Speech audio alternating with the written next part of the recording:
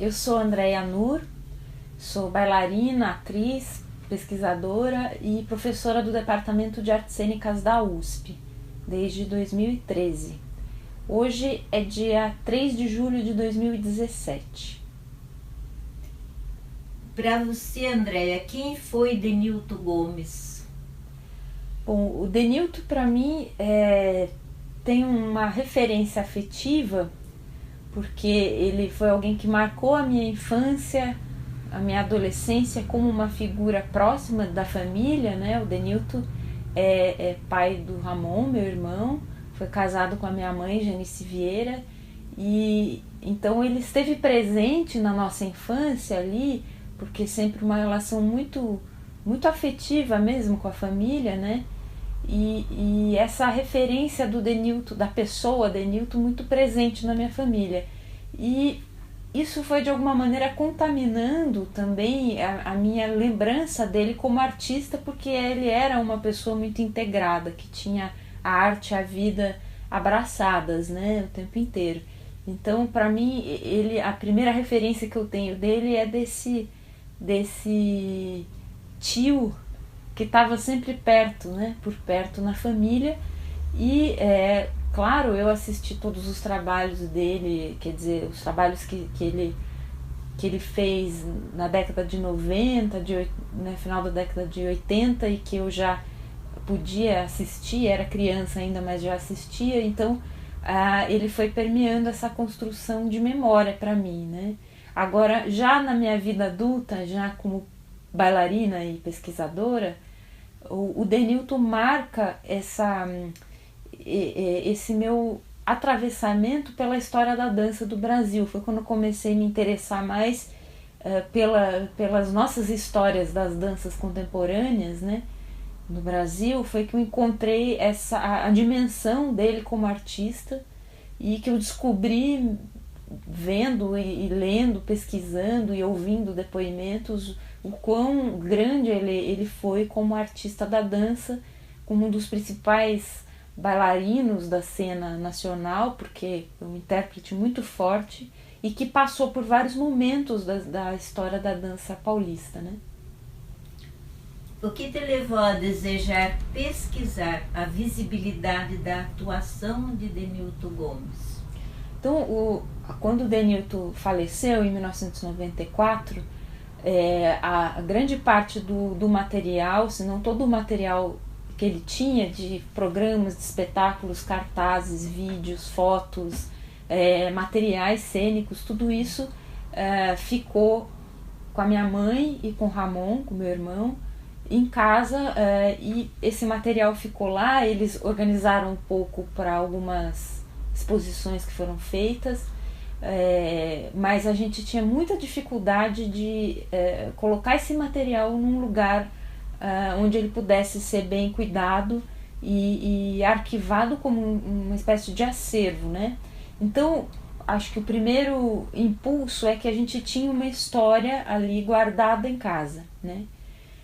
Um segundo impulso eu sou formada em dança pela Unicamp, e durante a minha graduação eu notei que a história da dança nacional e essa história recente, né, dos anos 70, anos 60 para cá, ela era muito mal contada, né? A gente não chegava nos temas históricos daqui, né, do Brasil, e eu comecei a perceber que a minha família tinha muito material histórico, tanto a minha mãe com o grupo Proposição, com os trabalhos que ela produziu depois, quanto esse acervo de materiais do Denilton, que eram referentes a toda uma história, um momento da história da dança no Brasil, desse, digamos assim, primeiro movimento da dança contemporânea.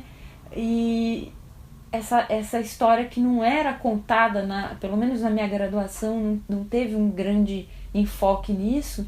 E eu, conversando com pessoas da minha geração, via que não era uma informação divulgada, dissipada. Quer dizer, as pessoas conheciam Klaus Viana por conta do livro dele ou do prêmio Klaus Viana, mas não tinha uma noção. Claro que o Klaus foi muito mais historiografado e visitado, e as pessoas buscam por ele ter criado um sistema, de um pensamento sobre uma técnica, né?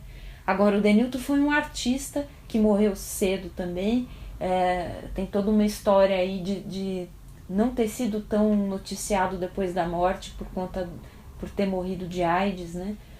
E um outro fator é que ele foi um artista da cena que não deixou métodos ou sistemas ou processos pedagógicos para serem repassados, né?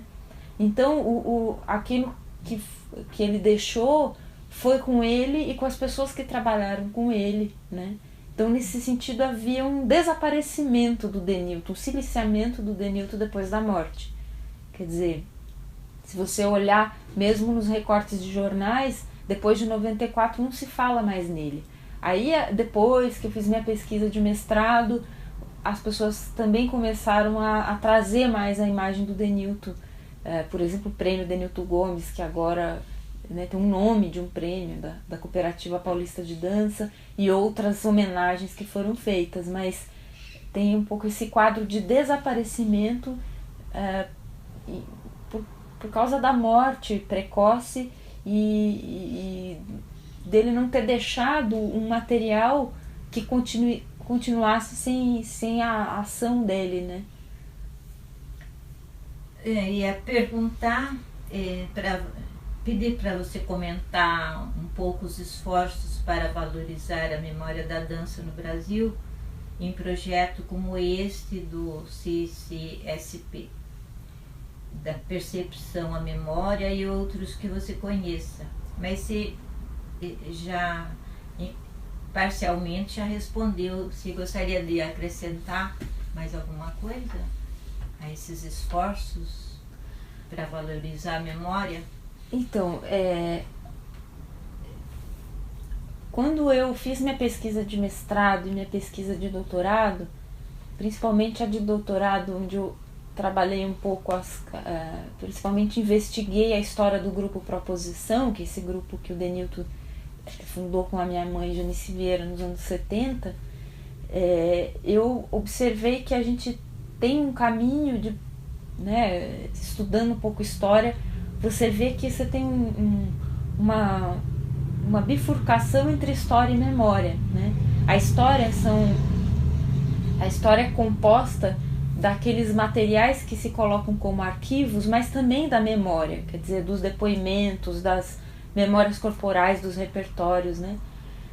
O problema é que a memória, dentro do âmbito do estudo da história, ela é desvalorizada. Então, aquilo que fica como corpo não vale tanto quanto aquilo que fica como arquivo, né? Por exemplo, o próprio Centro Cultural São Paulo tem um movimento de historiografia muito forte a partir dos anos 80, mas que não tinha tanto antes, né? Então, os trabalhos dos anos 70 do Galpão, por exemplo, não tem tanta visibilidade quanto aqueles que receberam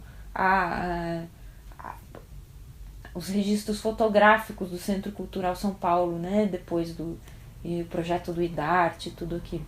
Então, para citar um exemplo, então quando você não tem uma captação em termos de arquivo, de documento, o que sobra são as memórias, as pessoas que dançaram com os seus mestres e que vão passando uma espécie de movimento de transmissibilidade, né, de via de vai e vem, através de aulas e espetáculos e criação e projetos e ações, aquela memória vai criando continuidade, né?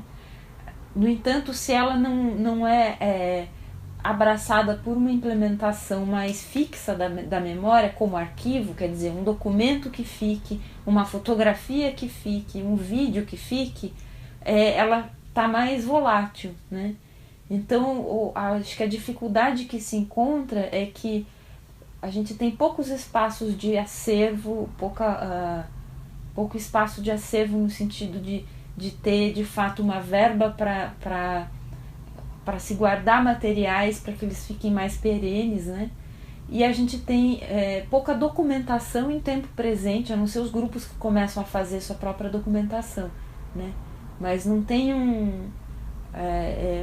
uma tendência de produzir, historiografar e documentar para que isso crie mais mais permanência, né? Então é um pouco esse movimento fugidio da memória e o movimento fixo da história, criando sempre uma bipartição aí, né? E é o que a gente, como pesquisador, no meu caso, eu como uma pesquisadora, eu sou artista da dança, mas me interesso por história, eu fui fazendo esse movimento de tentar cartografar as memórias, tudo aquilo que soa como depoimento, como corpos da dança e tal, em conjunto com o que tem de material, recortes de jornais, fotos e tal. É uma escavação do material, mas também é trazer à frente as falas das pessoas, né? Trazer a memória viva. Acho que os projetos, o Centro Cultural tem sempre tentado ficar à frente nesse processo de pensar a memória da dança e criar ações para isso, né?